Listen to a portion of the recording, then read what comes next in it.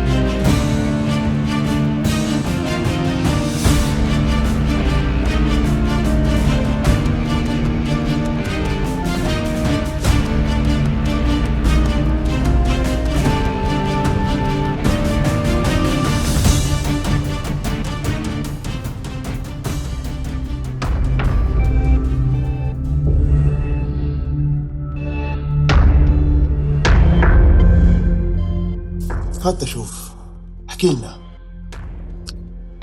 شو بدك احكي لك؟ شو بدك تحكي لي عن اعمالك الفنيه؟ والله عن شو بدك تحكي لي؟ عن افعالك السوداء انت وصاحبك ابو خالد. كل هذا مش مكفيك؟ ما عملناش شيء بهالبساطه ما عملناش شيء. غبي انا. حسن وينه؟ حسن مسافر، صار له 7 سنين. بدك مني شيء؟ اشتقت له. اشتاق لك العالم وهو اشتاق لك كمان. ابو خالد انا بدي اساعدك. تنساش انه ابنك الله يرحمه مات.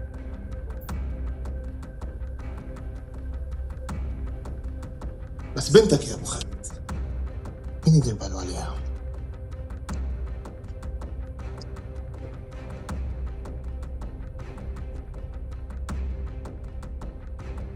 ساعدنا عشان نشوف بنتك. وأنا بدي شيء تساعدني.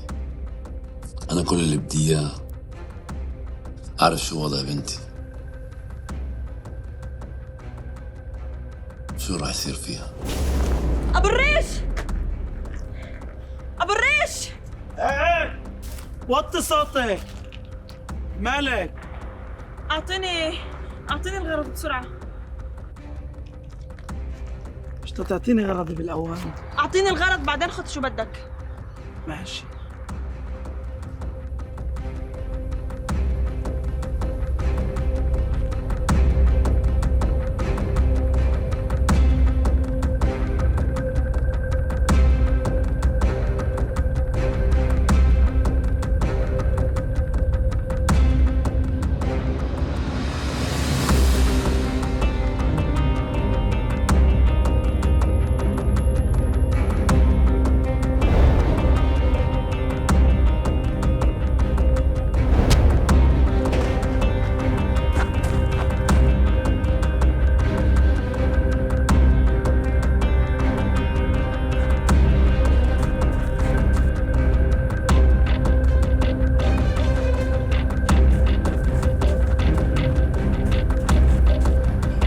فريدة،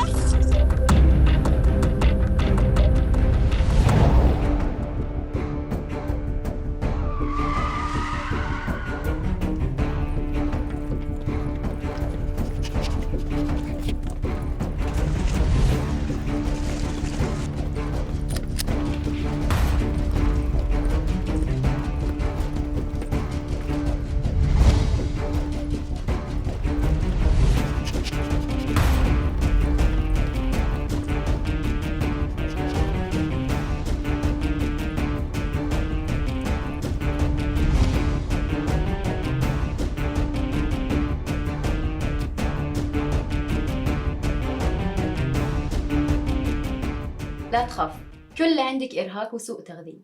كتبتلك على فيتامينات تقويكي وتساعدك، بس هاد مش كافي. المفروض إنك تاكلي وترتاحي. إذا مش من شانك، من شان الجنين اللي ببطنك.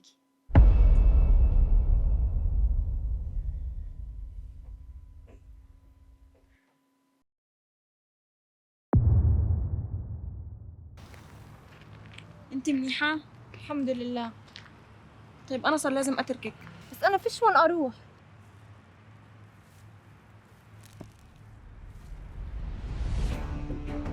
انا برايي تروحي على بيتك. أنا عم بقولك فيش وين أروح.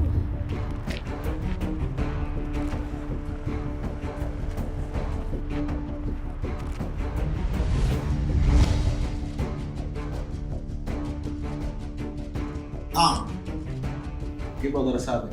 أنا فريدة. فريدة مرت حسن فايز.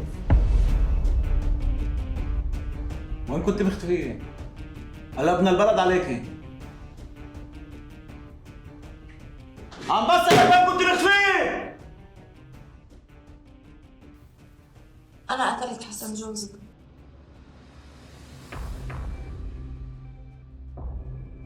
لأنه هو كان السبب بموت ابني.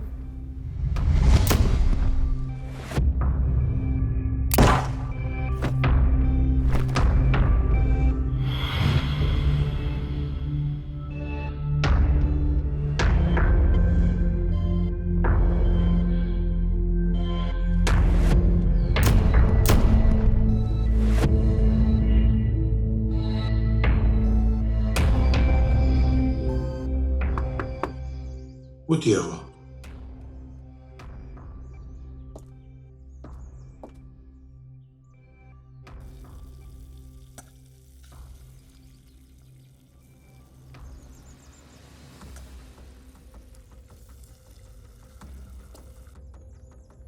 أبو علي تعالي معي اسمك.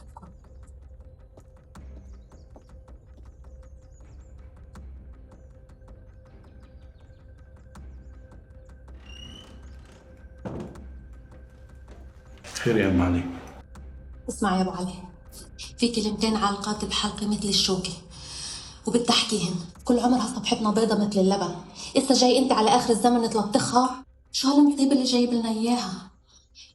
مش شايف؟ سلامة نظرك. واحدة الله يا ام علي.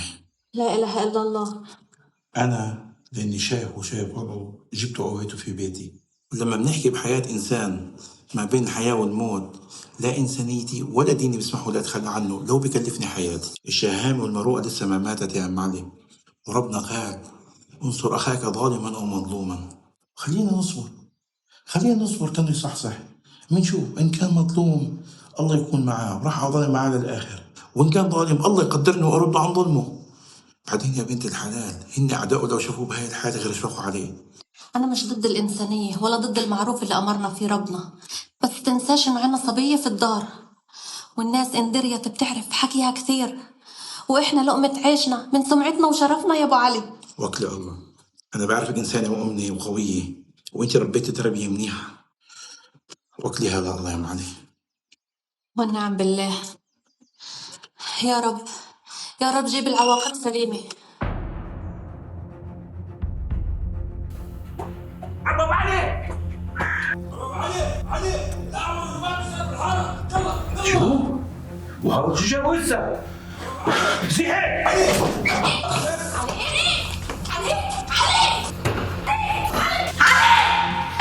وين رايح؟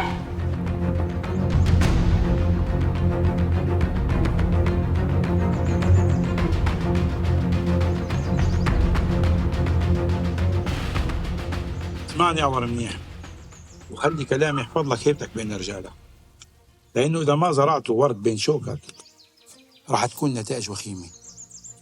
ربنا أمر بالمعروف ونهى عن المنكر، وديننا دين تسامح وعفو، أما الدين اللي عم تتبعه فهو مجرد قناع.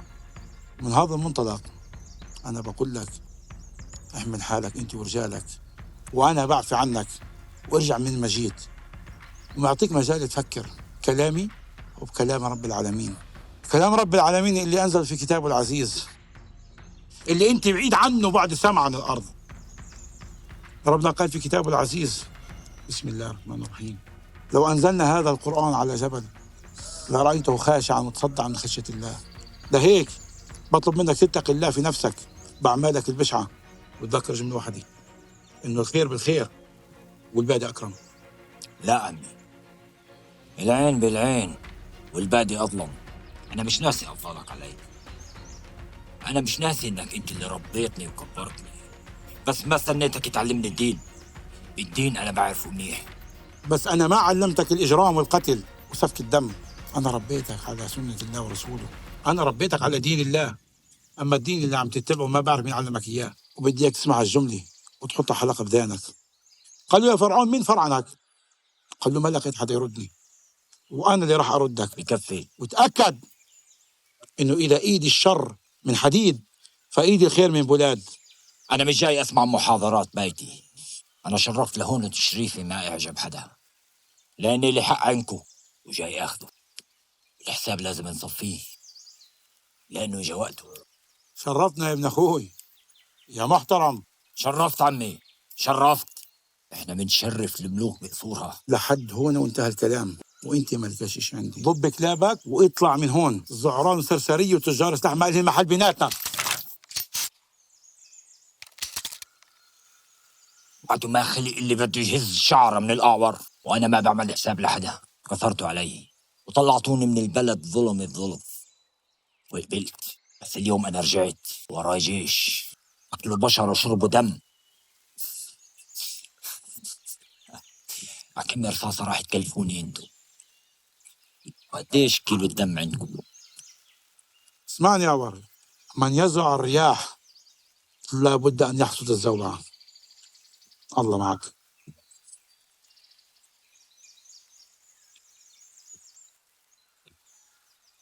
لحد اليوم كنت مثل السيف على رقبتي.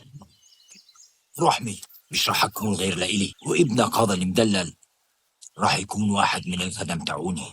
يا أبو علي حافظ.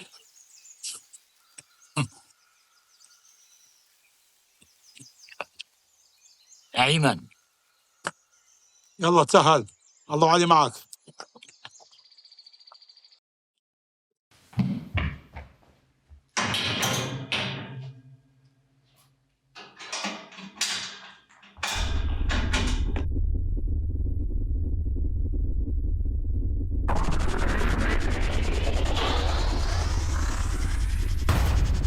ماله ابو خالد قاعد هيك لحاله؟ هذا مسكين فلته بحاله، ابنه وبنته راحوا، خليها لله. شو بالخير.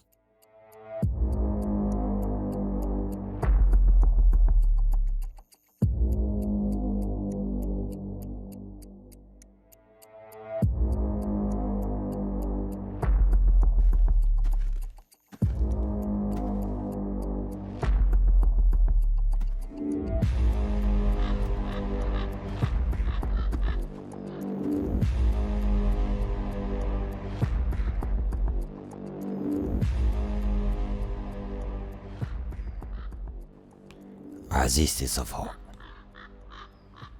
ما تخافيش، ما تخافيش. عجبك الحبس هون من غير ما تشوف الشمس ولا الهواء،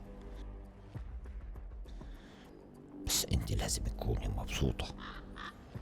انا حبستك لاني بغار عليك من الشمس والهواء وحتى من رجالي.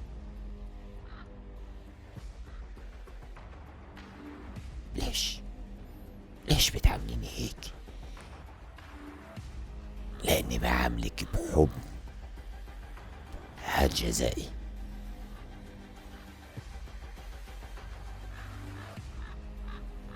وين الصور اخفتيها؟ احكي وين الصور؟ احكي.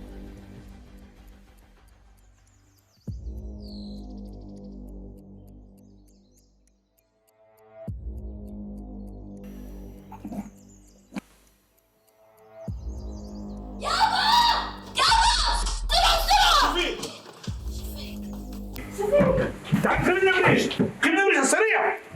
ولك يلا. معلم.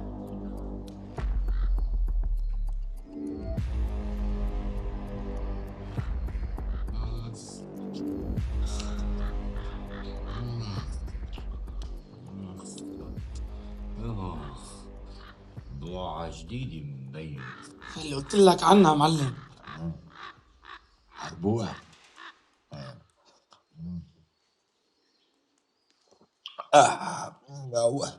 أول مرة بتعمل إشي بحياتك عليه القيمة. يلا طير على شغلك. طير.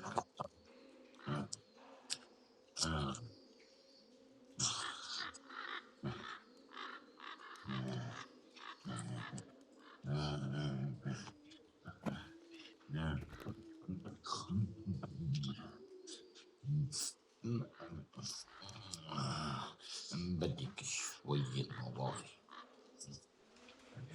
مواضي. كوتاتا. كوتاتا.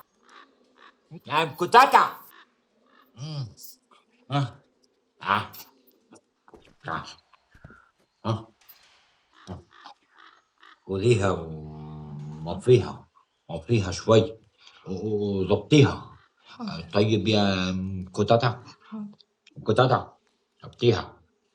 يلا خذيها كوتاتا، ومنظفي حالك انت كمان. ما هو مش كل مرة. يلا روحوا.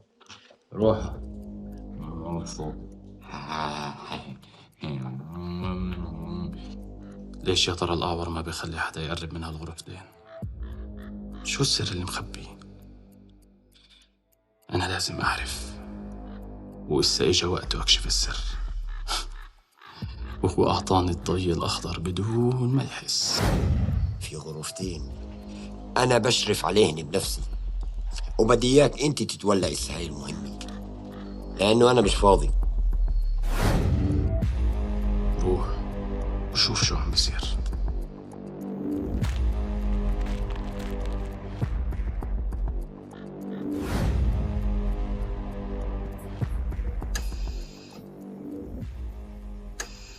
كيف هو هسه؟ الحمد لله أحسن ما إن شاء الله بكره الصبح بتاخذوا على البلد إن شاء الله. الحمد لله رب العالمين، بارك الله فيك يا دكتور. الله يبارك فيك. يعني بدي أقول لك شغلة يا مان. الولد مضروب رصاص. بعرف يا دكتور مضروب رصاص. شو يعني بتعرف مضروب رصاص يعني؟ وجايبه له؟ بعرف، وقمناهن بالدار. مين اللي قامن؟ طول روحك يا دكتور.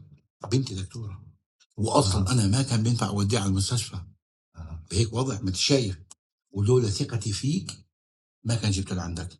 الله يبارك فيك على الثقة، لكن أنا مسؤوليتي بتحتم علي أبلغ. شو؟ أبلغ البوليس. بنفعش تبلغ يا دكتور. لا بنفعش مسؤولية رصاص يا معلم. يا دكتور توكل على الله. بنفعش. بدك تزغلنا قدام الناس؟ بدك تشمت أهل البلد فيك؟ توكل على الله. على الله عليك. خلص، وبس تعتم الدنيا أنا باجي بأخذه والمسؤولية علي. أنا ما راح أضرك يا دكتور، وكلمة أبو علي بتصير سنتين. توكل على الله. لو أنزلنا هذا القرآن على جبل لرأيته خاشعا متصدعا من خشية الله.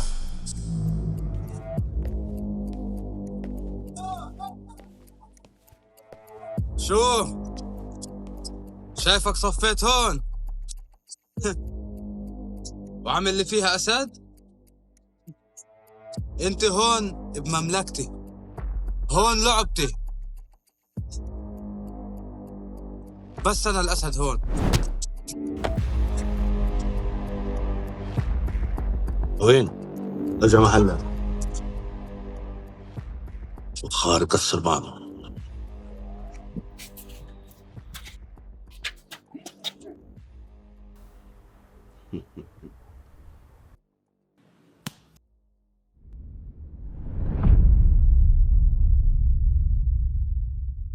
شو؟ أبو حسن بيساعد أبو خالد؟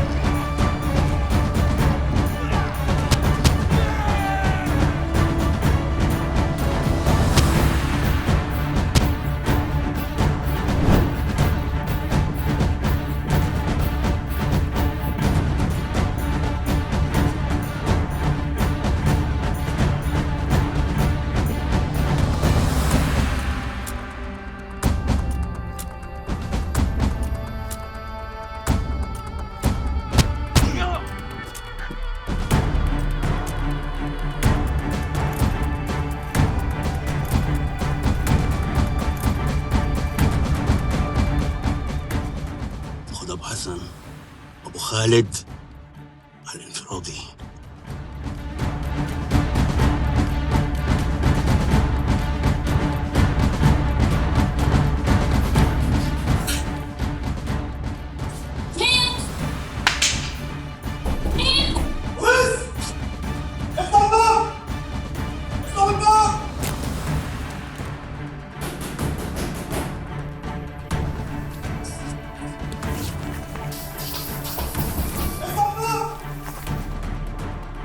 ايش في؟ تفتيش. تفتيش على ايش؟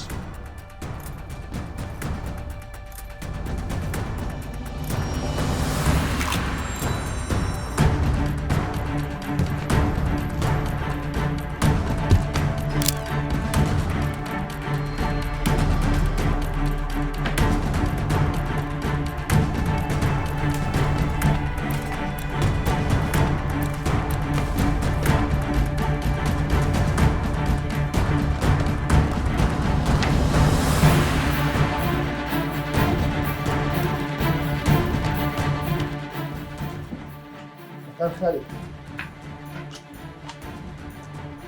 لا حقوني. ازعجناكي.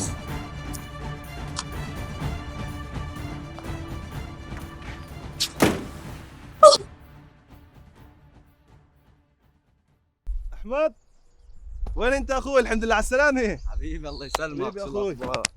لا اهلي الحمد لله. يسلموا عليك الشباب جوا، وفي لك مرسال من ابو حسن. ابو حسن؟ ايش في ماله اجرى؟ والله اكلت رصاصه، قصه قديمه اخوي. ان شاء الله خير. ان شاء الله بكره علي فحص بالمستشفى. ان شاء الله خير حبيب قلبي. ان شاء الله. تفضل عازمك على اطيب اكله سمك اخوي، اكله مرتكتكي. ايش يصير كريم؟ ايه باطل عليك حبيبي. يلا تفضل اطلع اطلع.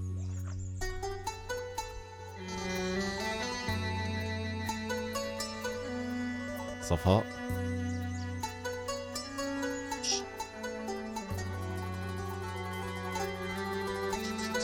مين؟ انت شو جابك هون؟ شو عرفك ان انا هون؟ أنا صار لي فترة بدور عليكي، وكنت متأكد إني راح ألاقيكي هون. بس انت لازم تمشي من هون، هاد مجنون ممكن يأذيك. هو اللي عمل فيكي هيك؟ مش مهم. هو اللي عمل فيكي هيك؟ أخرتي.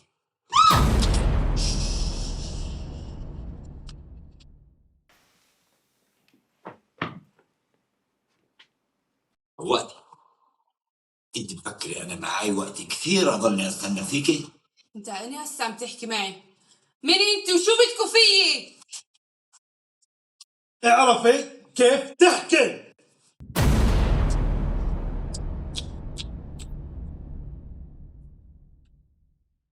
في لنا عندك اماني جايين ناخذها ونمشي. امانة شو؟ صور، اوراق، هيك اشي. صور شو وراق شو؟ انا مش فاهمه ايش عم تحكي. خدي كلامك هدول واطلعوا برا.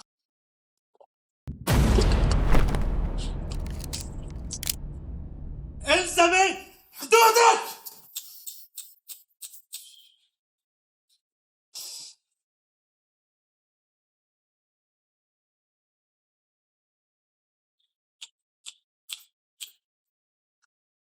وانت بدك تتعلم كيف تتعامل مع الجنس اللطيف. حيوان. تعال. تعالي اسمعي، أعطيني الأمان اللي عندك أحسن لك بلا مشاكل إلك وإلا. فاهمي شو عم بحكي معك؟ إلا مش فاهمة. أعطيني الأوراق والصور أحسن لك. انا بعرفش عن اوراق صورة عم تحكي. فلتني. لا فيش. شفتوا؟ تعرفش.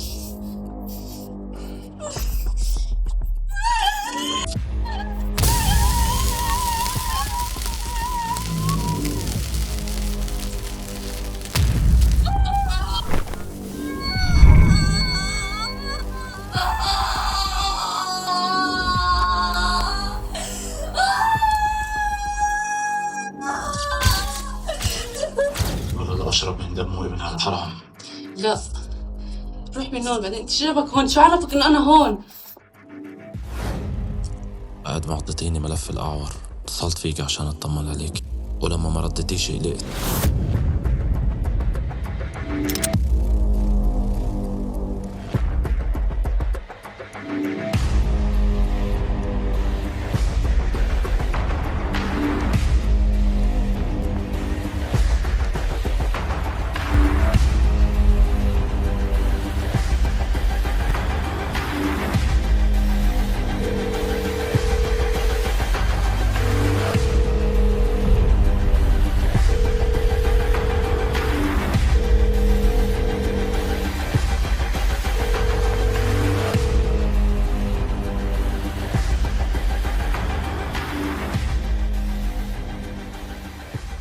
ما هيك روح عيش حياتك. هذا مجنون ممكن يقتلك. أنا مش راح أطلع من هون إلا أنا وياكي، بس أنت اصبري ماشي؟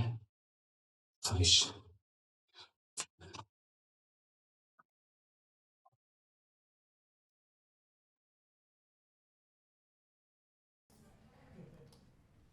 العافية. يعني يزيدك عافية. تقدر تقولي لي ايش قصة البوليس اليوم؟ شيء غريب. انت شو بيهمك تعرف؟ لا ولا شيء يعني اسف. مش شيء.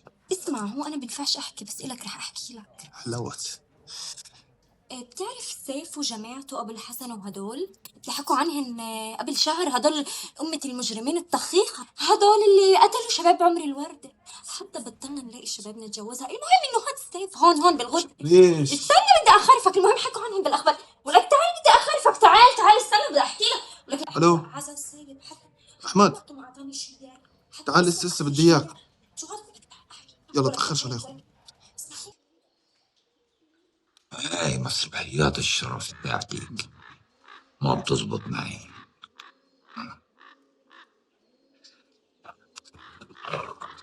راح أعطيك مهم وبدي إياك تركزي معي. راح أبعثك عليك. الشباب راح يوصلوكي. فيه شخص غريب بدي إياك تجيبي لي كل المعلومات عنه وديري بالك. إذا بتفشلي أو بتنمسكي يا ويلك يا ويلك شو بتعمل فيكي. راح أخليكي تختلي العالم كله وما تلاقي شباب.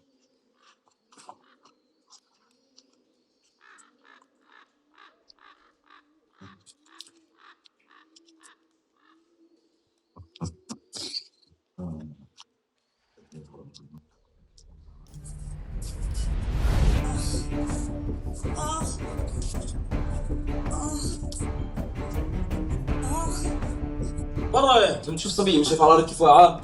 بعد كيف بدك تفلت وحاول اذا شو بده يصير حرام عليك اذا مش فارقه. إيه، روح انت حر. فلت كل دقيقتين مش راح يصير شيء. قومي خيط قومي.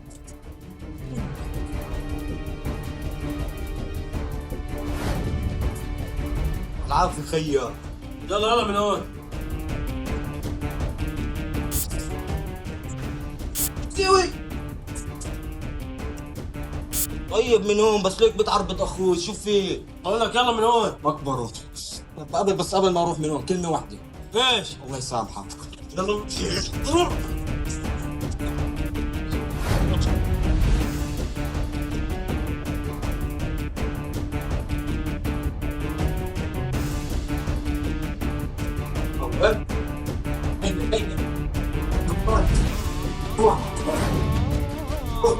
اسرع اسرع.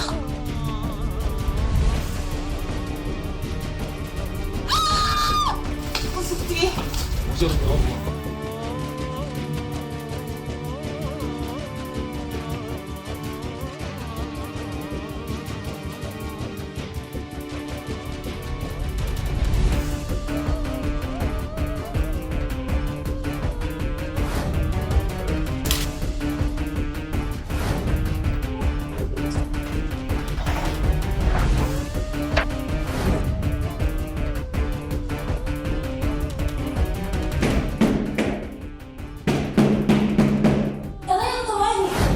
عليكم يا شباب. يابا يابا ايش صار؟ يابا خليك ريح شو بعد بتخرج. يابا طب طمني. يابا منيح بكره شو نحكي. خليك ريح شو.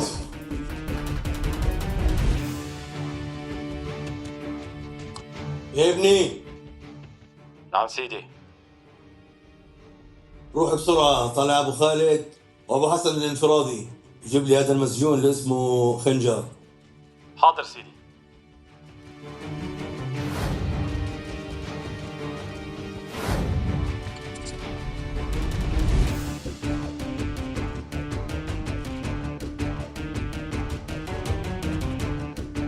عرفت لك مين الشخص. حسن احكي لي شو باكل شو بشرب كيف عايش كيف وصلوا لهناك احكي لي كل اشي. أهله أكبر تجار مخدرات عنا بالبلد. صار مشكلة بيننا وبين جماعة ثانية، وأغلب الناس اللي اشتركوا بهاي المشكلة ماتوا، وأغلبهم بكونوا أصحابه وناس بتقرب له، وهو فكروه مات. أنا بس شفته انصدمت. احكي لي مين أقرب الصحاب إله. هن 2 سونامي كملي.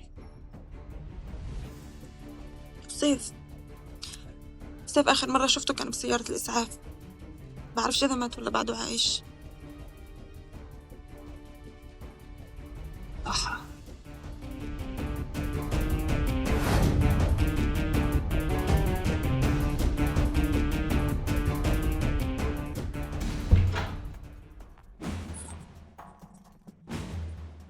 خير ان شاء الله.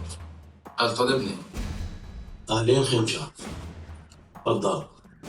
اقعد.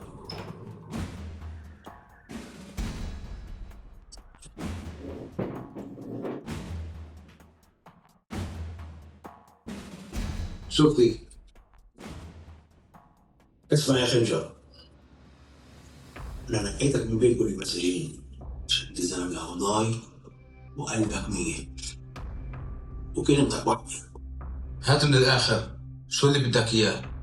ابو خالد وابو حسن لازم نخلص مني، وانا اخترتك لهي المهمه. بعطيك مصاري قد ما بدك وانا عارف شو تارك وراك. مصاري؟ ايوه. وشو فائدة مصرياتك لما أنا موجود هون؟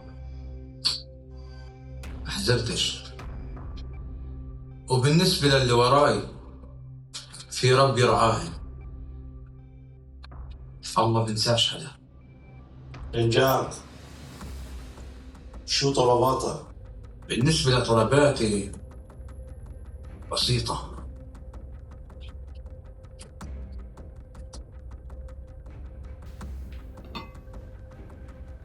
أول إيش تطلعني من هون،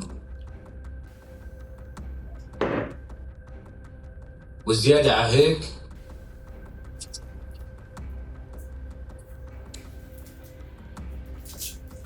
شوية مصاري أمشي أموري فيهن.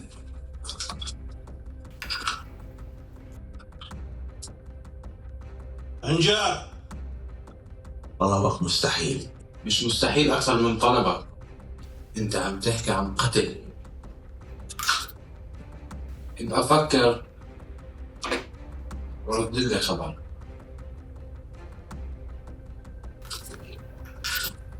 انجا موافق. أها هيك أنت عيني، هيك أنت عيني.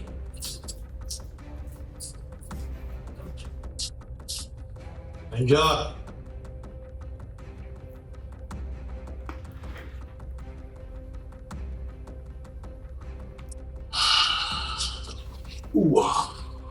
تلعب معي.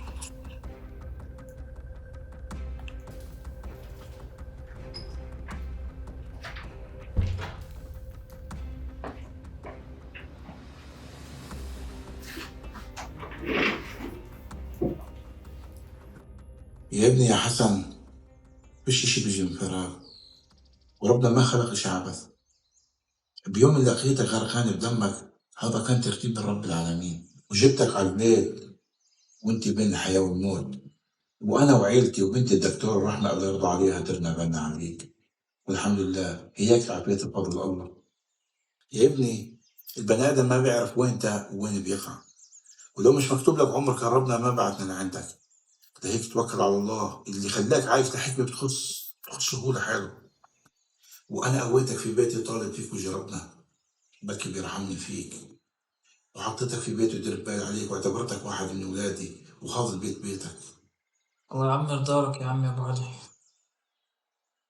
بس تعرف حس حالي مخنوق، نفسي اشم هوا نضيف، وين فيك محل الواحد يشم فيه هوا نضيف، محل يكون عالي. بلدنا كلها هوا نظيف ومنيح، لا فيها قرف المدينة ولا قرف مصانعها. بس أنا فهمت طلبك، عندنا هون براس الجبل في منطقة عالية وهواها بيرد الروح. إن شاء الله بس تتعافى بطلع أنا وياك وبنقعد هناك وتشم هوا نظيف. بس إسا قوم لكلنا لقمة رملك عظمك وتعافيك، يلا. إن شاء الله.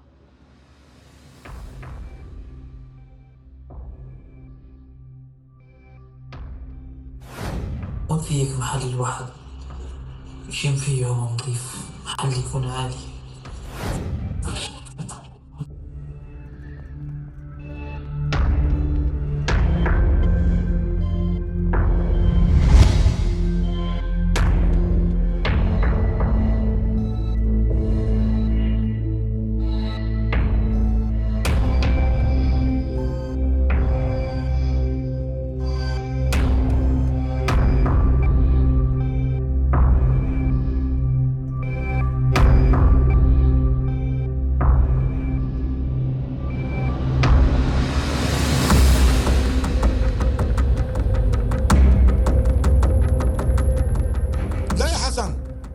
اوعك يا ابني تظلمش حالك وتعملهاش. اذا ايدي معزة خاصة بقلبك اسمعني للاخر بعدين قرر. يا ابو علي انت معزتك كبير كتير، بس انا خلص حكايتي خلصت لهون. انا اصلا مش فاهم ليش ساعدتني، كان لازم تتركني اموت. انا بستاهل الموت 100 مرة. يا ابو علي انا مرتي جربت تقتلني، وابوي بعرفش شو صار فيه، هو عايش هو ميت، بعرفش شو صار بعيلتي. ابني اللي من لحمي ومن دمي انا قتلته بايدي، فاهم شو يعني؟ خلص يا ابو علي خلصت القصة لهون، سامحني، يا ريتني عرفتك من زمان.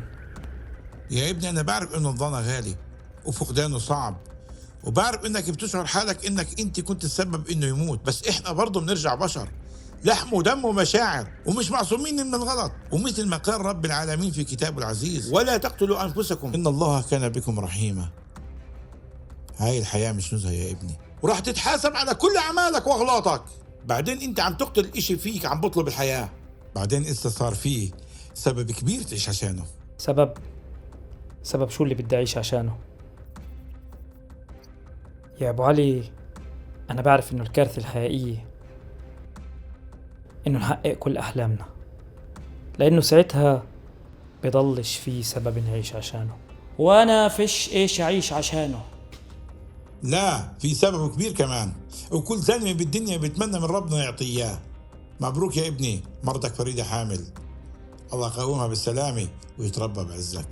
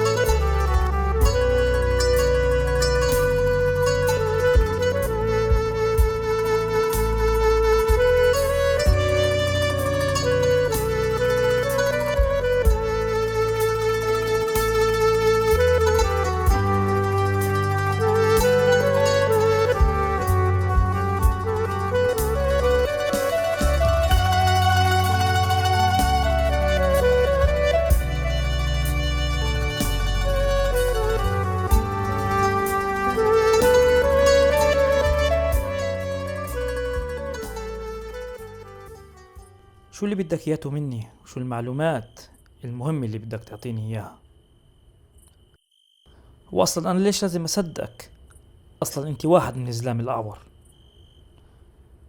أولا أنا مش من زلام الأعور، والمعلومات اللي جاي أقول لك إياها كتير بتهمك، والمفروض أنا أصدقك يعني. لازم تصدقني. الأعور خطف خطيبتي، صرت من رجاله عشان أدور عليها. قصة حلوة، أكيد حلوة، وإذا مش مصدقني تقدر تسأل أبو علي اللي مقويك ببيته. ولا بدي أسأل أبو علي ولا بدي أسأل غيره، أنا ماليش بكل هذا الفيلم، أعور ومش أعور وعارف شو. إذا بتعرفنيش بعرفك علي، أنا واحد أوسخ من الأعور، تاجر مخدرات وسلاح، فعنوانكو غلط. لا، أنا بعرف أصلك وفصلك، بس سؤالي لإلك، أنت ما تبهتش إنه هاي الدنيا تستحق إن الواحد يعيش فيها؟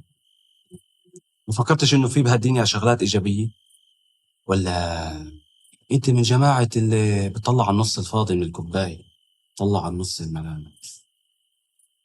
بتلاقي كثير شغلات بتستحق الواحد يعيش عشانها.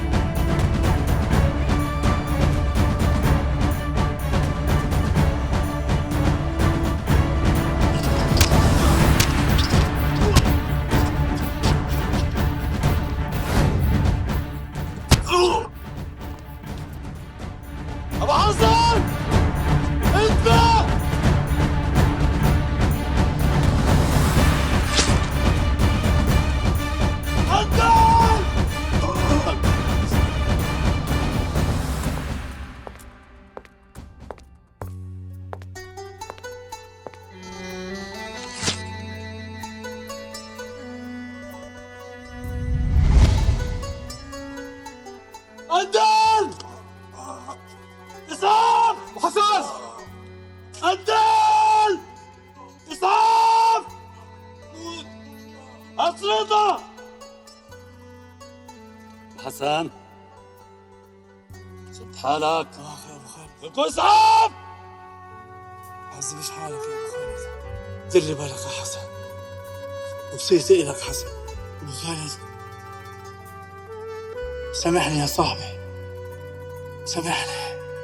لك ابو حسن ابو حسن ابو حسن اخلاق عدل عدل.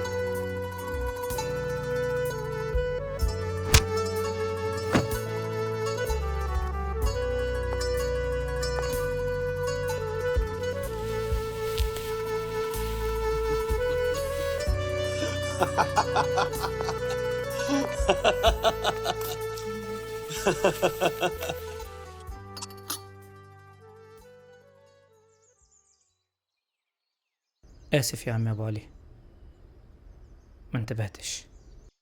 ولا يهمك، خير إن شاء الله. بس أنا شايفك مش على بعضك من الصبح. خير إن شاء الله. صاير معك إشي يا عمي؟ بصراحة يا عمي أبو علي اشتقت لابني فايز، نفسي أشوفه، فضفض له، أحكي معه، بالمرة أقول له جايك أخو، بلكي بيسامحني. أنا ما راح أمنعك تروح برغم الظروف، بس أنا بدي إياك تطلع بعد ما تعتم الدنيا من باب الحيطة والحضر يا عمي. بتلاقي الشرطة منتشرين بكل محل بيدوروا عليك. لا توصي حريص يا عمي أبو علي. ماشي يا عمي، روح، الله يسهل أمرك، وإن شاء الله بتروح بالسلامة، بس دير بالك. آمين يا رب. اسمع يا عرب، بدي اياك تروح تجيب لي سيف. من سيف وشو بدك فيه؟ تسألش، انت بس عليك تنفذ، مفهوم؟ كنت بتأمر أمر سهل.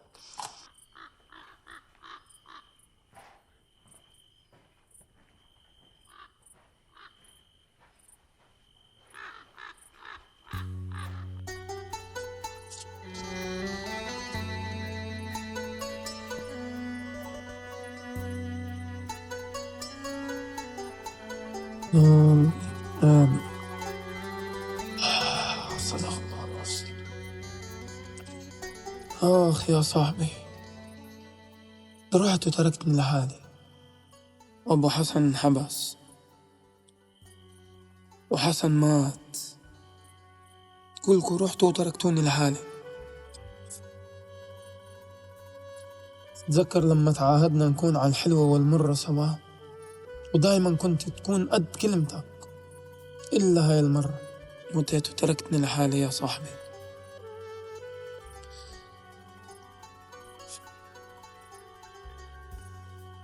والله ما عارف أنا صح ولا غلط، عايش ولا ميت، من البوليس ملاحق، فيش وين أروح، مشتت.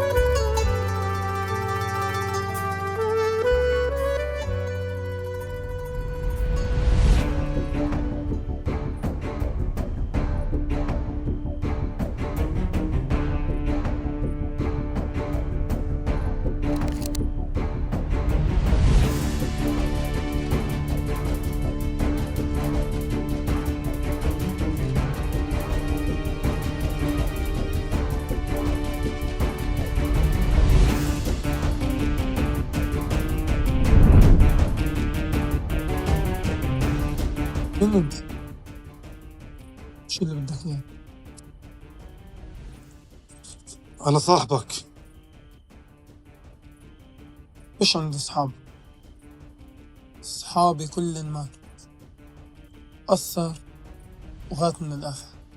راح نصير أصحاب. أنا بعرفك يا سيف، بعرف تاريخك كله، بعرف حسن وأبو حسن أبو خالد تبعك. أنا بعرف كل إشي عن حياتك. شو اللي بدك إياه؟ الأعور. أعور؟ شكلك بعدك بغيبوبة يا سيف. لما بتعرف إنك أنت بغيبوبة. حكيت لك أنا بعرف تاريخك كله. من الآخر يا سيف، قدامك خيارين يا سيف. الأول وبالك متخبي من زاوية لزاوية، متخبي زي الفيران. الثاني ترجع السيف كيف ما كنت. مال، قوة، رجال، ترجع أحسن من الأول كثير. والمقابل؟ يكفي إنك واحد من رجال الأعور، هذا هو المقابل. فكر يا سيف، بس أنا مش مطول.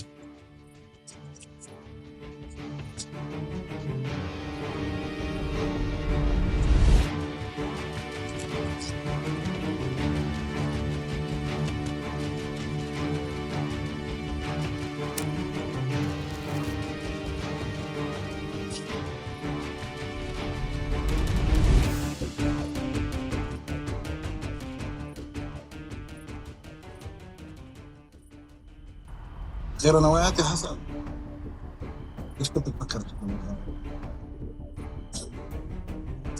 أكتر من ما بتتصور.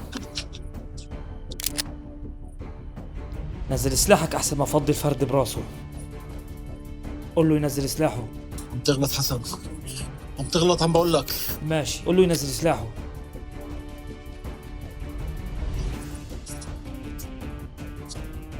نزل سلاحه.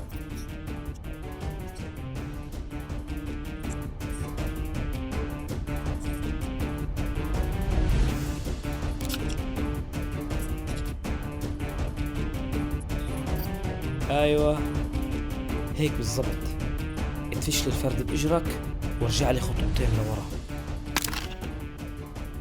ارجع لورا كمان كمان. ايوه بالضبط هيك، يسلم لي طولك.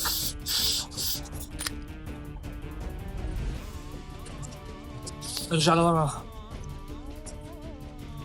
وياك.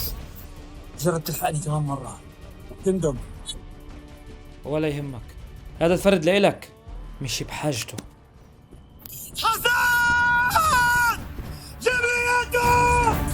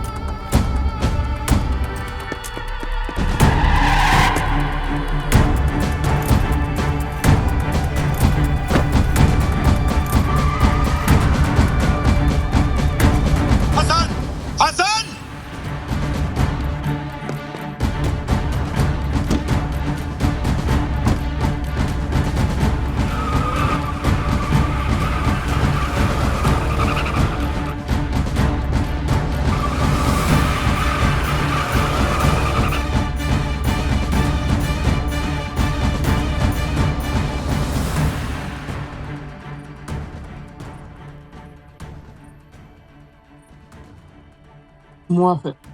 بكرة نفس الوقت، نفس المكان، راح استناك.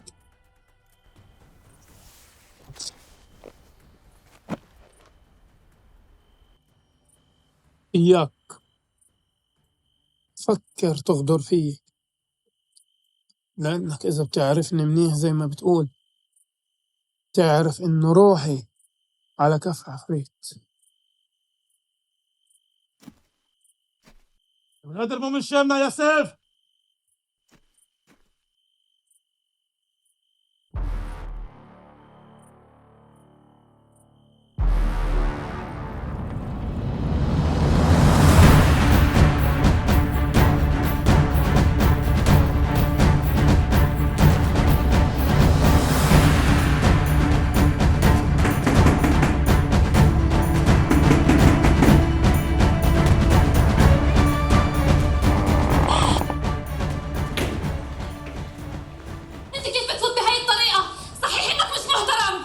محترم؟ وانتوا يعني اللي محترمين؟ شاب غريب قايم نايم عندكم بالبيت، وينه الاحترام اللي بتحكوا عنه؟ ها؟ لكن انت وين مفكر حالك؟ اسمع، اتذكر ان هاي التصرفات رح تكلفك كتير غالي. لك ايش بدك؟ انت ايش بدك منا؟ انا ما بدي من هاي الدنيا غيرك، بس اتاكد يا حلوي مش راح اسمح لك تخدريني بحبي لك. ولازم تعرف انه البنج ما باخذ مفعوله بجسم الاعور، وهذا النزل اللي عندكم وين حاطينه عشان اسحب روحه، وانت تكوني جاهزه علشان اخذك معي. نجوم السما قرب لك، وعشان تكون عارف لو كنت اخر واحد بين كل هالزلام انا معك مش راح اكون. يلا يلا فرجيني عرض كتافك. انا رايح، بس راجع بس وصل لهذا الحقير اللي عنده. اذا بقلب منك او من البيت او من البلد حتى راح اطلع روحه بايدي. قد اعذر من انظر. يا ايمن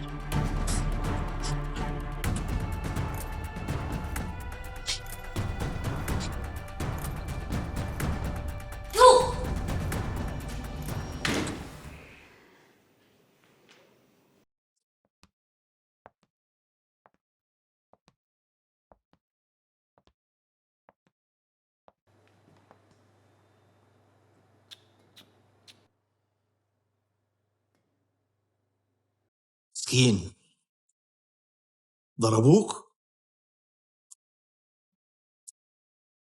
مش عارفين مع مين بيتعاملوا. في واحد راح والتاني مين؟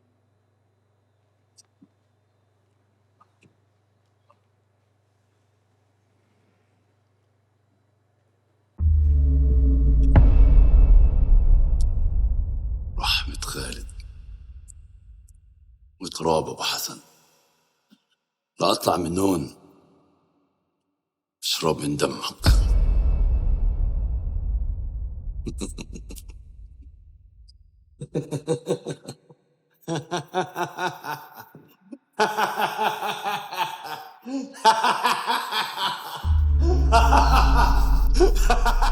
طلع الصبح علينا واحنا بعدنا عم نمشي. امشي كان نطلع. هاي اطلع ربيتك قد ما تحكي.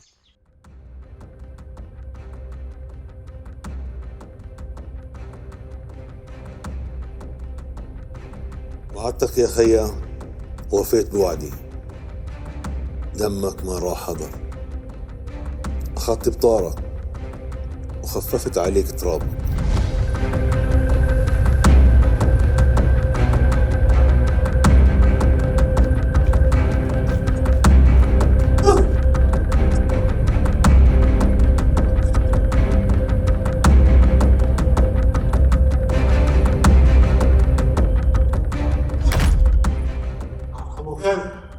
ابو حسن شو فيه؟ شو اللي صار؟ هذا الشاب مش عارف ليش جاي لهون. فهمني يا ابو خالد. حلو انك مش فاهم، والمشكلة انك مش عارف مع مين عم تشتغل ولا عارف مع مين عم تشتغل.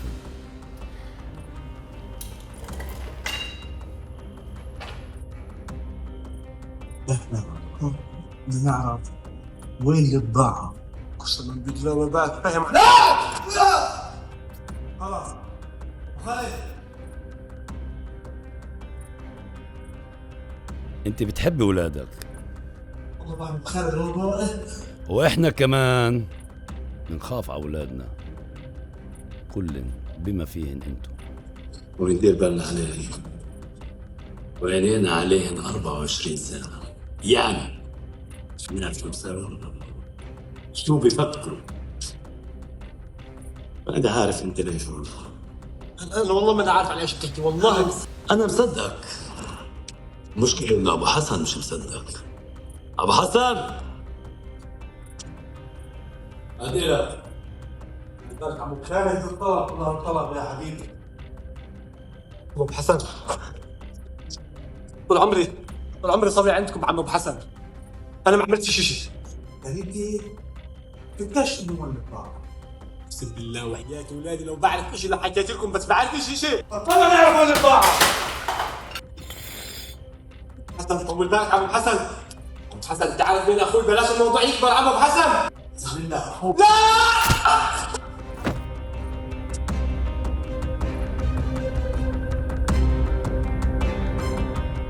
قل لي عم ابو علي، في سؤال محيرني بدي اسالك اياه. سؤال شو عمي؟ العوض شو قصته بالضبط؟ انا مش فاهم.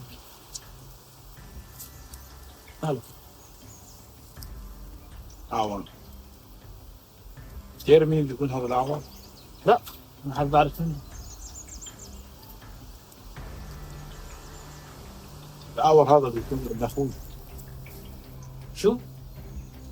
ابن اخوك؟ ابن أخوي. ابن اخوك وبيناتكم كل هالعداوه؟ مش قادر افهم. الأعور وهو صغير كان إنسان طيب كثير، بس الزمن ما خلاه طيب. أخوي كان مدمن كحول وقمار، وكان يشغل ابنه بأي إشي صعب أو يهوين، مش مهم، المهم يجيب له مصاري بآخر النهار.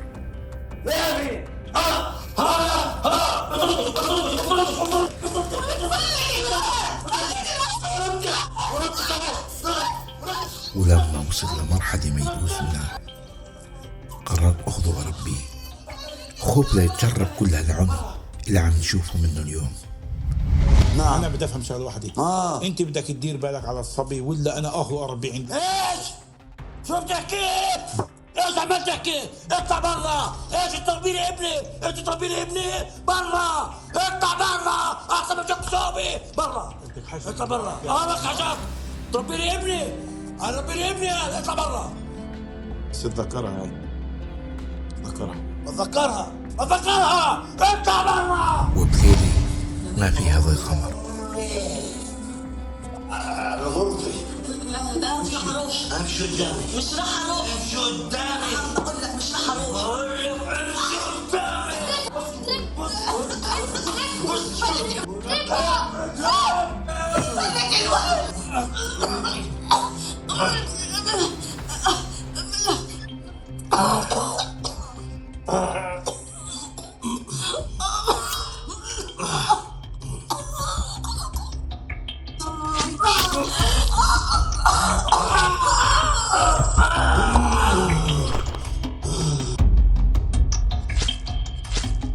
امشي طعني غرزه بصدر أبوه.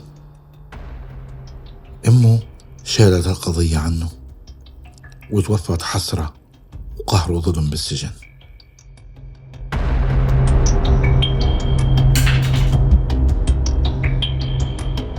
أخذته بعد ما فقد كل أهله وربيته بين أولادي علي ورحمي.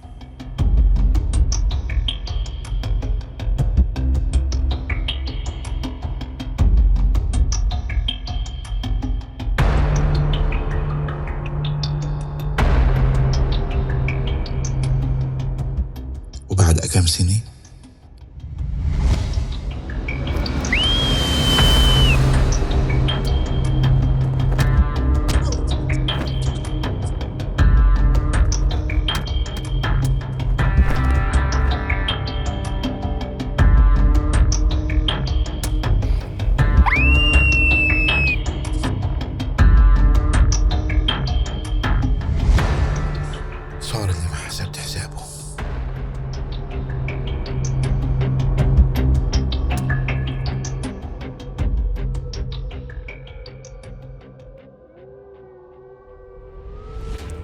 ودخل السجن، وهناك بداخل الزنازين اتغير كثير كثير، وانقلب رأسا على عقب.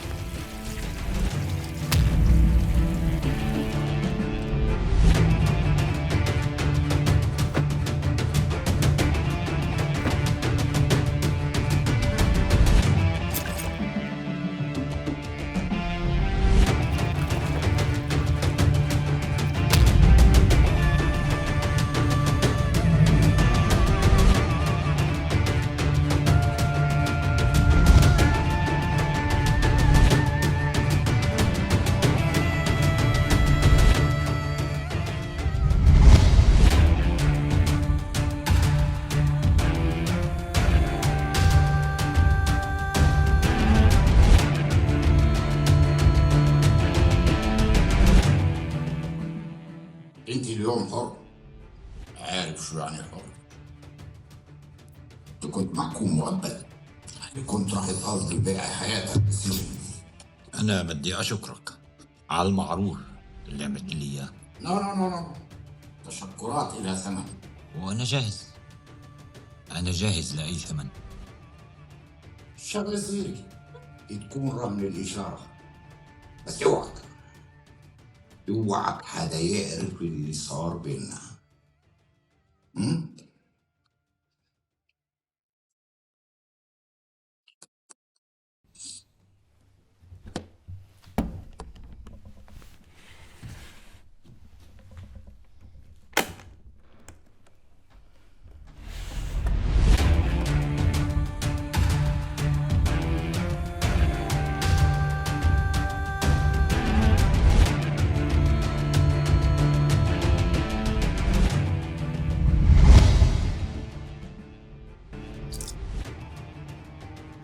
البسم،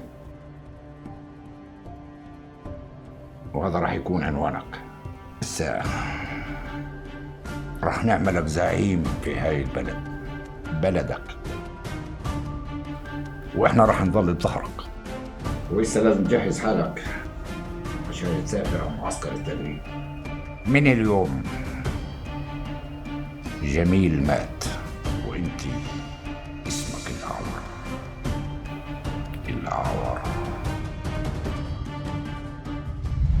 أهلين بسيف، سمعت عنك كثير، عشان هيك حابب انك تكون معي. قولي، بتقدر تكون حجر وتحملني؟ خدامك معلم.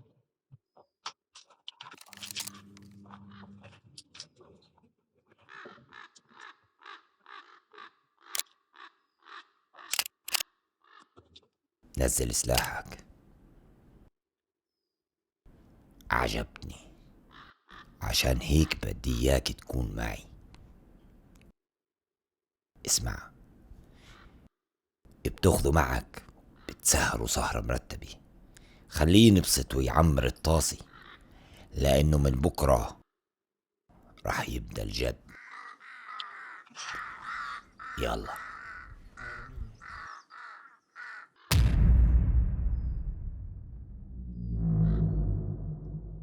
كيف قبلت على حالك تيجي لهون؟ خلاك تقبل حالك تكوني هون. الظروف هي اللي جابتني، بس أنا قريب رح أطلع. لا بتضحكي. أنا كمان كنت بفكر هيك، بس فوت الحمام ازاي طلعته. شو قصدك؟ شايف هاد الأهبل اللي هناك؟ هاد كان من أسياد الأعور. شوف شو ساوى فيه. ساوى فيه كثير.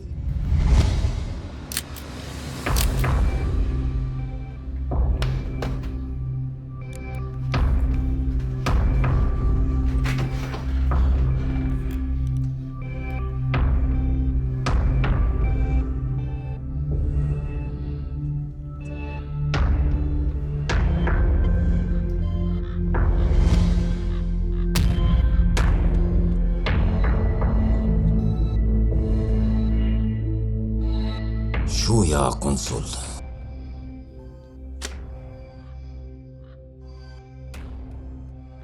بديش أذيك. أنا بدي إياك معي، بس احكي وين لخفيت الصور؟ بعرفش. بدكاش تحكي، بدوش يحكي.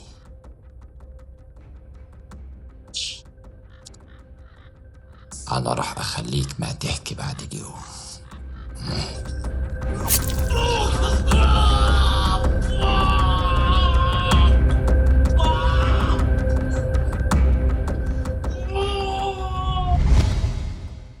الو. ايوه، هاي اللحظة المناسبة، اعطيتك الضوء الاخضر.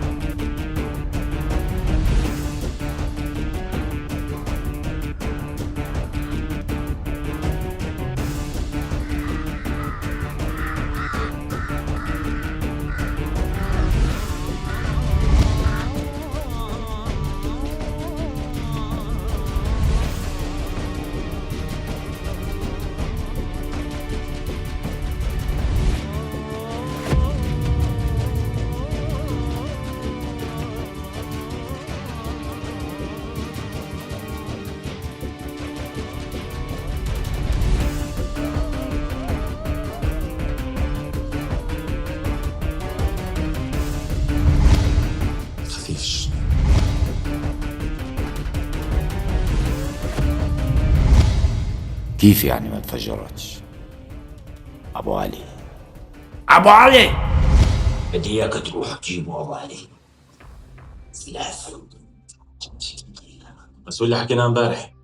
حكينا امبارح انتسى، انسوه. بدي إياك بتروح تجيبوا لي أبو علي. بس انت طلبت منك.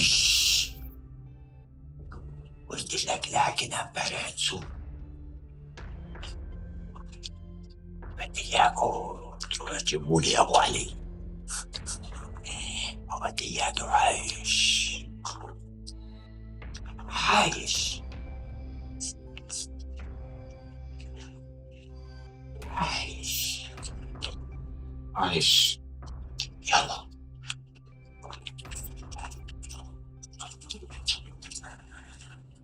وإسا اجى دورك يا ابو علي.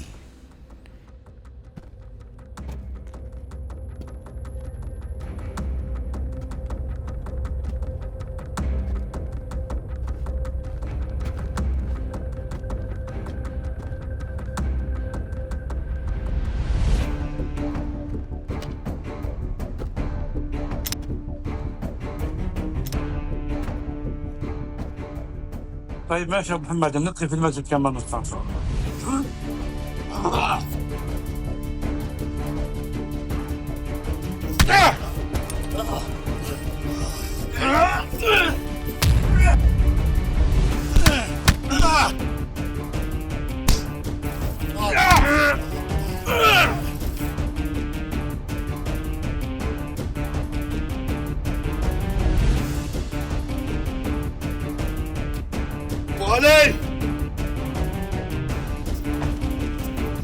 علي ابو علي ابو علي ابو علي ابو علي ابو علي ابو علي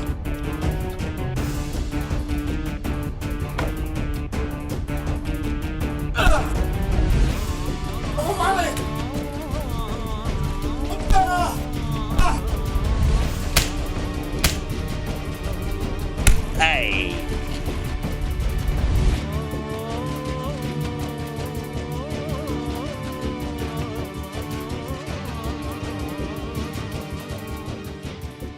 شو متبل علينا هاد؟ الأعور نازل على البلد وبده يحرقها.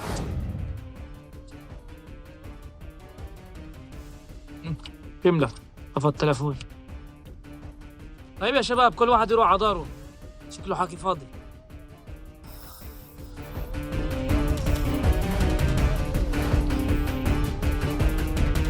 ابو علي ابو علي ابو علي حسن حسن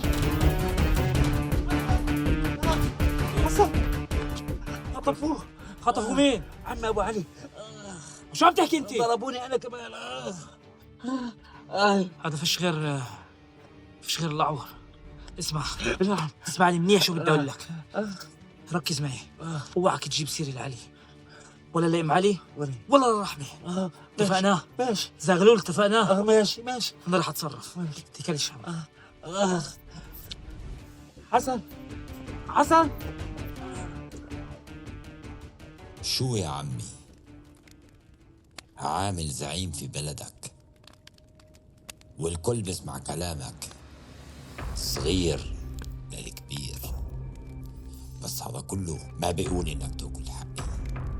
انت ما إلك عندي اشي، حقك ابوك اصرفه على السم الهاري وعلى لعب الخمار. ماشي يا عمي، فكوه.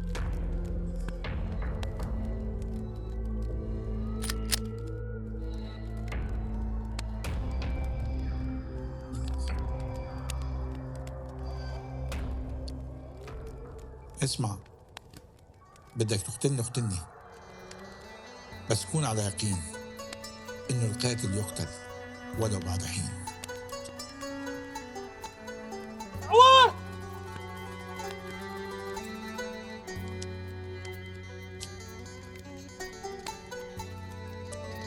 اهلا. ولا تبعد بحاله، يلا انا موجود. طلباتك اوامر.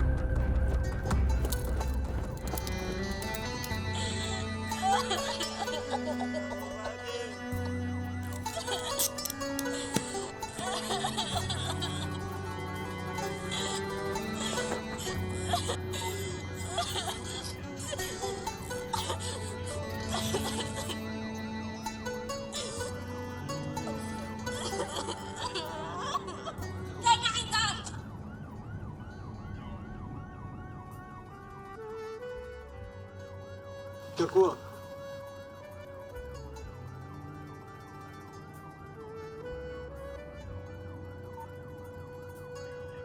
ليش قتلته؟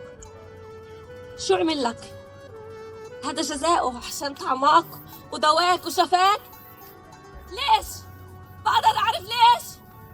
ليش قتلته؟ ليش؟ جيبوه.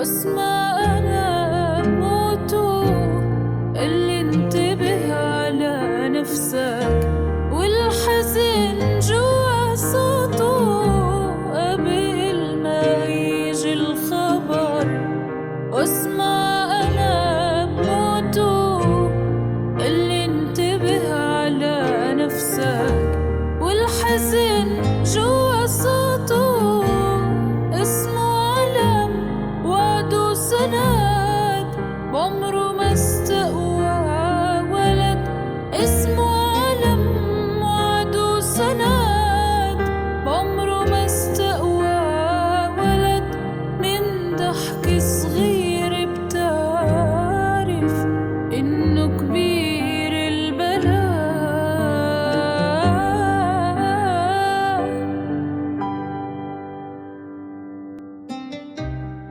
هاي الحياة مش نزهة يا ابني.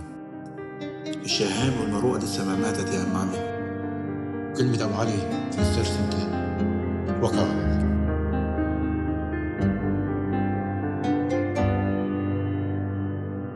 علمني شو يعني الصبر من بعده وسن الغهر علمني شو يعني الصبر من بعده وسن الغهر مثله ما شفت رجال. حسن طلع عايش وأنا اللي سلمته بإيدي. هذا الأعور عم بلعب لعبة كبيرة بس مش علي أنا. يا الله، الظاهر يا أعور إنك بعدك بتعرفنيش. ولك أنا سيف وحسن راح أطلعه من السجن، راح أطلعه لو فيها موتي.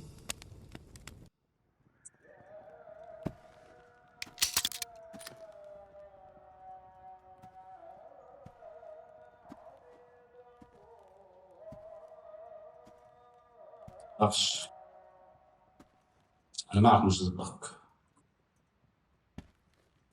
شو ناوي تسوي؟ اليوم بعد المحكمة راح أهرب حسن من سيارة البوليس. أنا بعرف الطريق كتير منيح وبعرف من وين راح يمر. أنت فكرك بالهوين إنك تهربه؟ يا ابن ولد، أنا دارس كل خطوة بخطوة وحكيت مع الشباب وراح يجوا يساعدوني. بس أنا اللي مش قادر أفهمه، لما أنت أصحاب مع حسن ليه ما قلت ليش؟ أنا ما كنتش أعرف إنه صاحبك، والتخطيط كله كان إنه نهجم على الأعور، بس كنا نستنى أبو علي تيأمن سلاح، بس للأسف مات وما تم الإشي. إيه في شغلة كثير مهمة لازم تعرفها. سيف ورايح مطرح ما رايح. اسمع، أنا بعرف وين أنت رايح وجاي معك. أهلا وسهلا.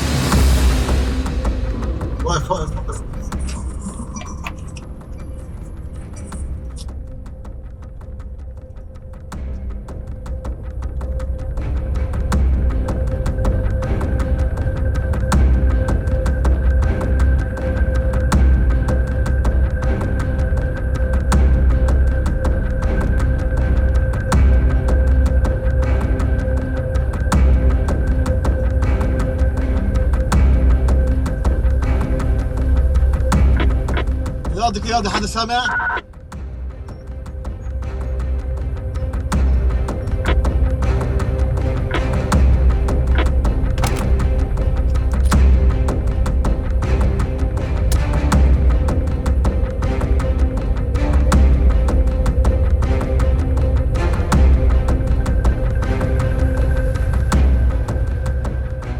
حولت شوشنا الارسال وتسيلي هالسيارة عشان اعرف احكي.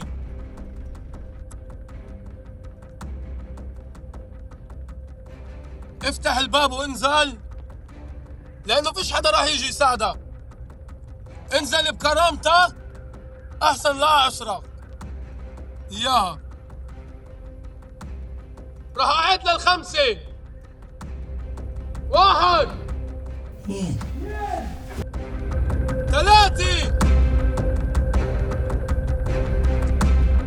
4 5.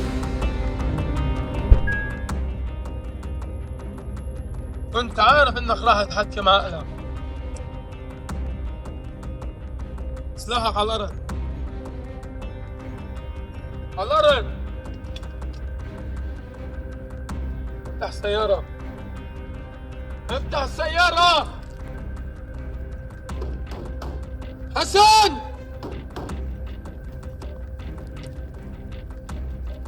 افتح، افتح. نزل سلاحك، نزل سلاحك. نعم خذوا على الأرض.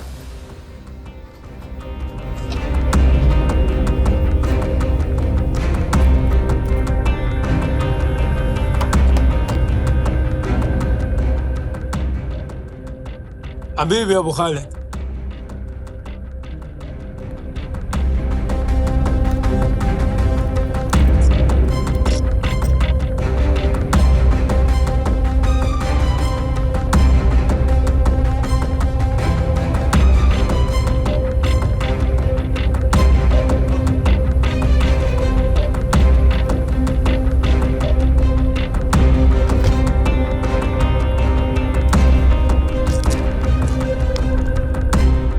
أنا بدي أرجع لعند الأعور،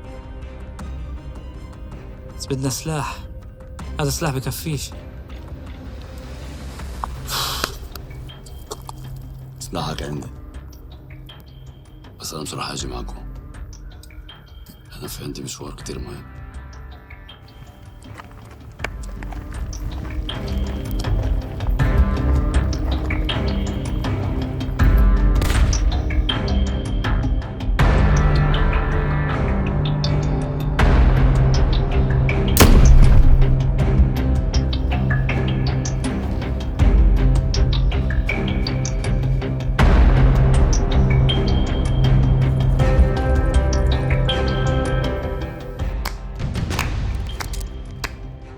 برافو، انت بتفكر انه انا نايم. انا بعرف كل اشي عنك من اول يوم جيت لعندي. انا دبت النملة بعرفها، وبعرف لوين رايحة النملة. على الاعور. اتركها تروح في حال سبيلها، بكفي اللي سويته. بدك تعلمني كيف احاسب كلابي؟ لا، أنا جاي أحاسبك أنت. قربي قربي.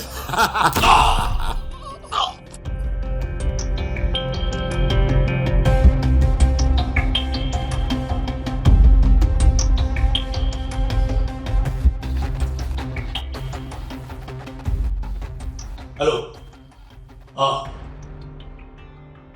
شو صار؟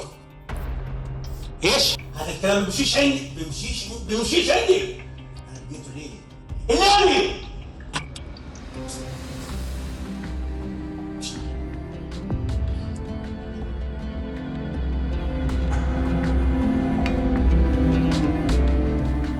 خالد اهلا وسهلا. وعدتك اجي اشرب من دمك، وياني اجيت. هاي الضحكة بتذكرها منيح. هو مرة بتزور بيتي أنا أصلي فيه.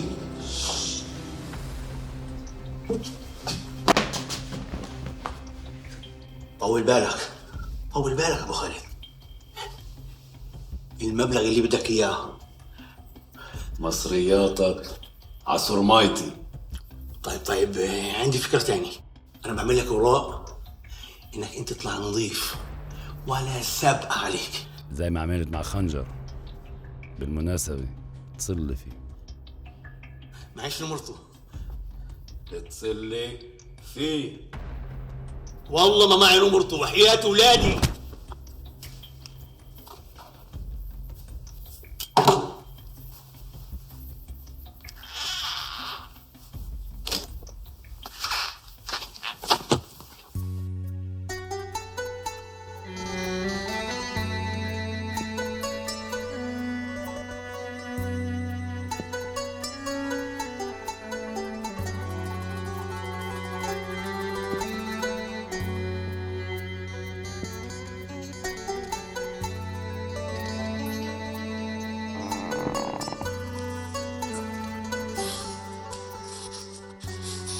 شو اللي عم بيصير؟ انت شو بدك مننا؟ اصلا انا بعدي ما اخذت اشي، بس اسا بدي اخذ كل اشي. ايه بايدك؟ بكسر لك اياها اذا بتمدها بعد. ابعد عنها!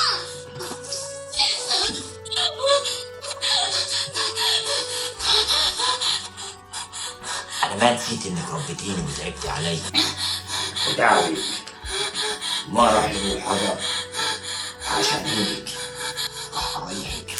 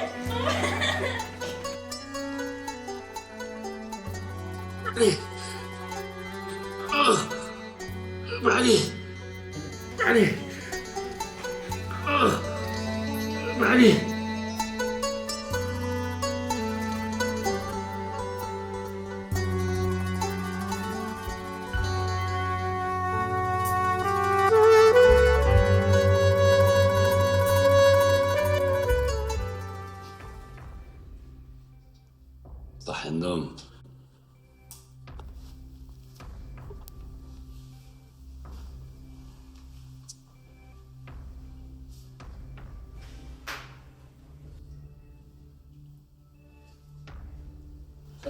خنجر اوه يا خنجر اوام لقينا.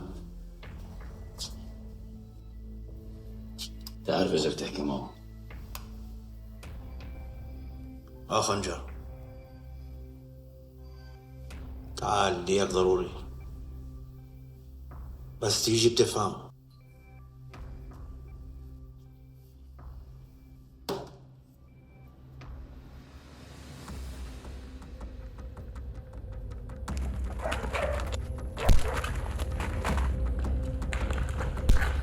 وقف!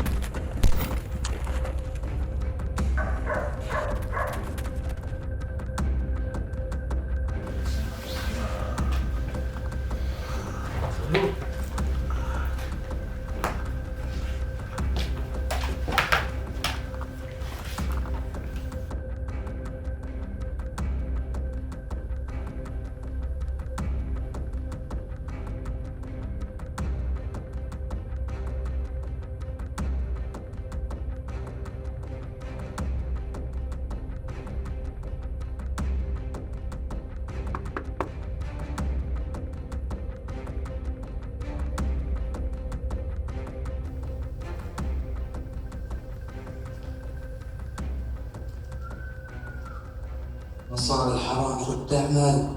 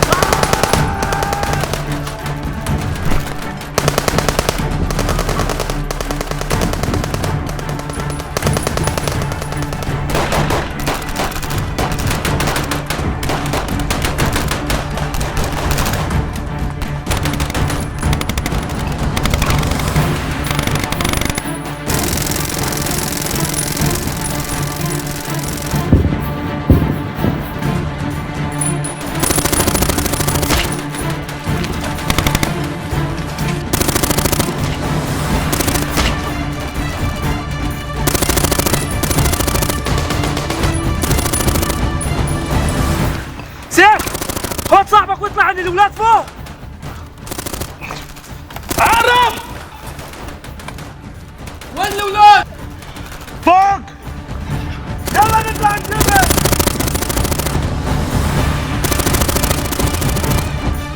حماد اطلع شوف لي الاعور.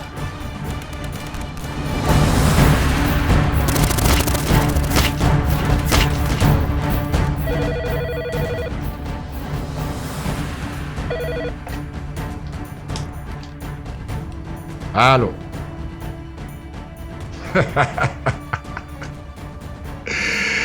لا تركوه، صار كرت محروق. ايه الله يرحمه.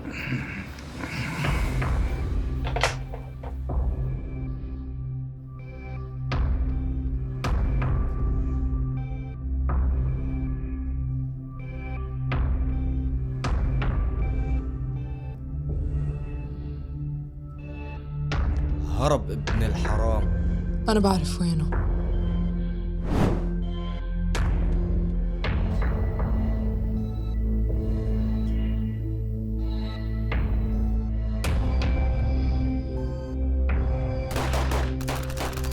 عرفت محله للأعور.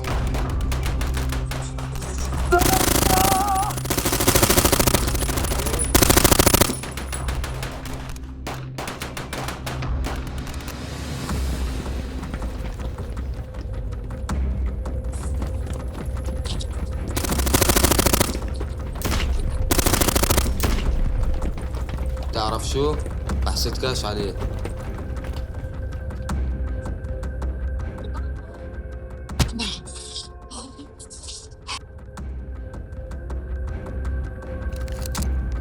نزل سلاحك وقفت الجاي. نزل سلاحك.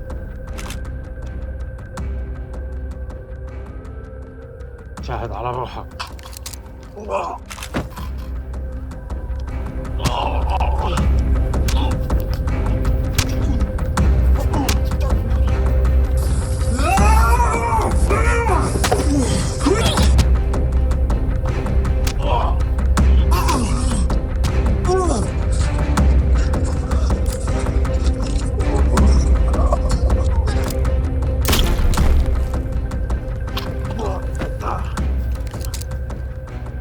فرصة حلوة، اسمعي شوية كفاية.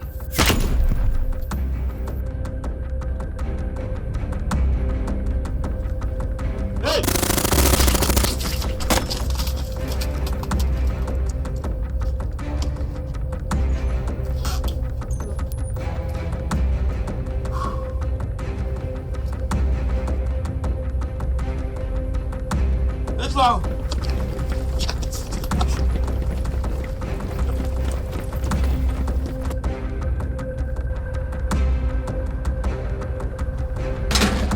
ليش حدا؟ فاضي. سيف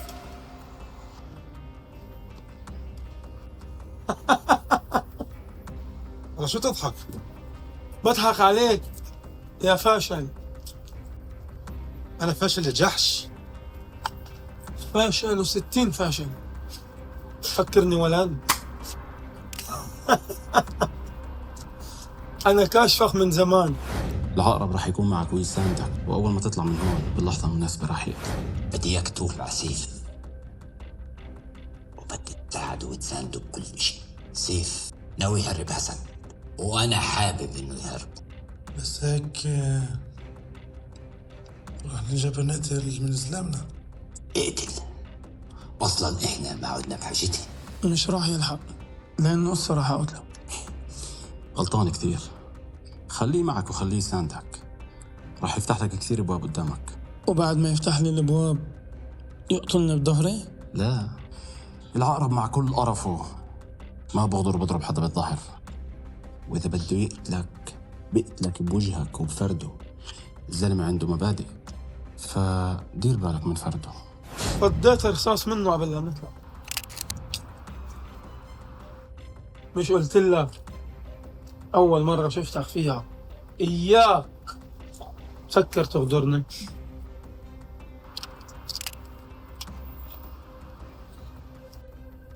بس مع هيك راح أعاملك زلمة لزلمة، وأعلمك درس. درس؟ ما تنساهوش بحياتك. درس ها؟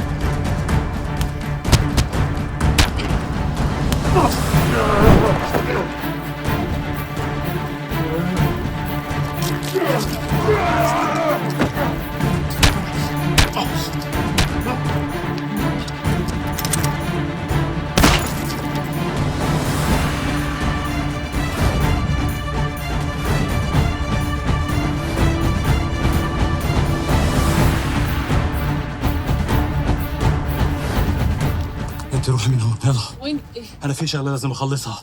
انت روحي بلغي يلا.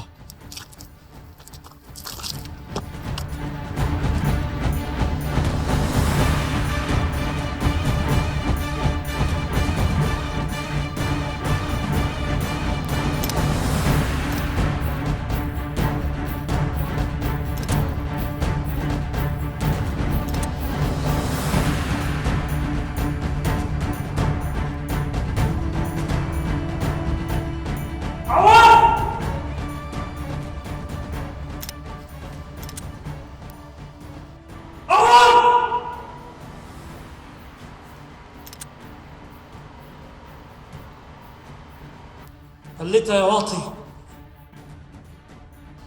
كنت حابب ارحب فيك، بس زي ما انت شايف الايد مش فاضي. ولا قتلت عمك ومرت عمك. كنت واحد مريض. انت واحد غبي. هذا بيجي على الموت بيشريه. انا بس لموتك انت.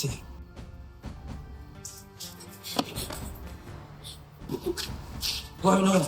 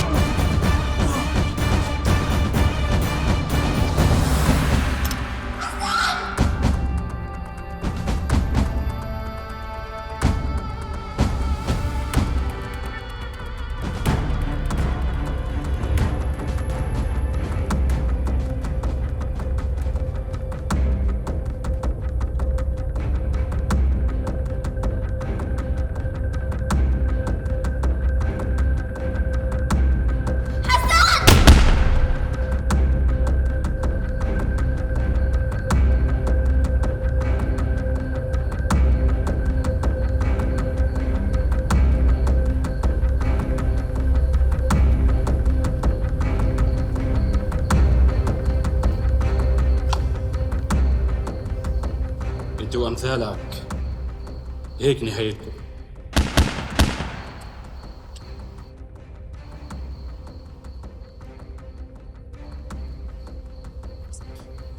في آخر الزمان يظهر قوم أسماؤهم كنية لا يفون بعهد ولا ميثاق، يدعون إلى الحق وليسوا من أهله، يرتدون عباءة الدين والدين منهم براء، يعيثون في الأرض فسادا، يأخذون النساء سبايا، يجندون الأطفال، يتاجرون بالبشر ويقتلونهم بغير ذنب.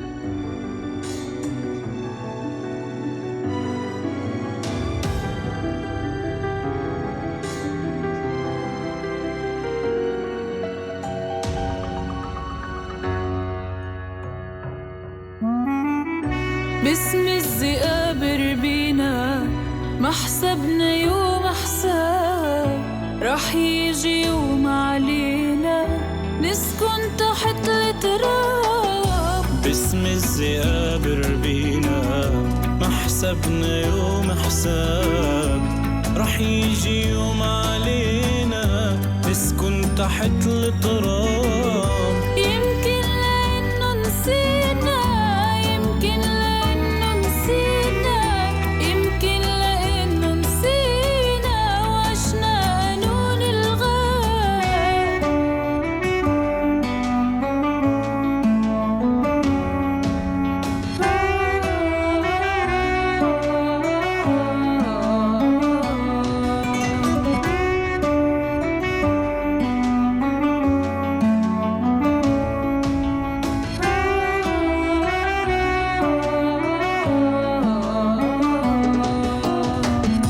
اصحى وصحي ضميرك يلي ضميرك مات اذكر ربك بعينك لسه الوقت ما فات اصحى وصحي ضميرك اذكر ربك بعينك باسم الذئاب ربينا ما حسبنا يوم حساب رح يجي يوم علينا نسكن تحت التراب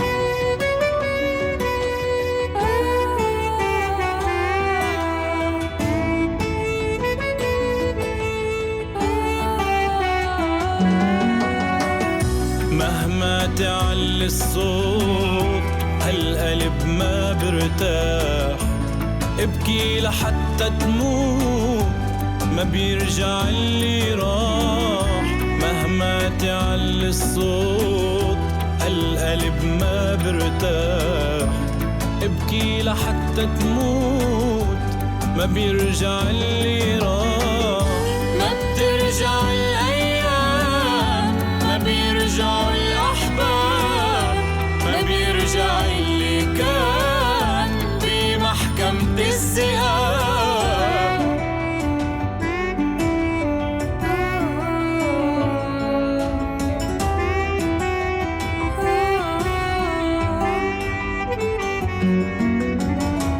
باسم الذئاب ربينا ما حسبنا يوم حساب رح يجي يوم علينا نسكن تحت التراب يمكن لأنه نسينا يمكن لأنه نسينا يمكن لأنه نسينا وعشنا